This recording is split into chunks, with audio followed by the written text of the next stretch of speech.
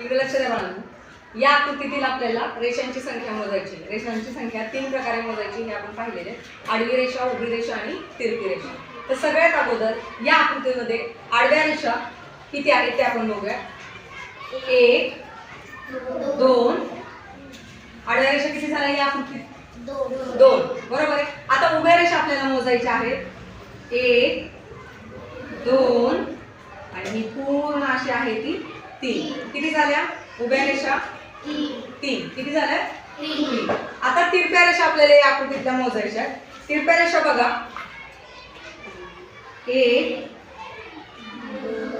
2 3 आणि 4. बरोबर आहे. त्याच्यानंतर ही 5 आणि ही 6. एकूण याच्यामध्ये तिरप्या रेषा किती आहेत? किती आहेत? 6. या सगळ्यांची आपल्याला काय करायची आहे? बेरीज करायची. 6 आणि 3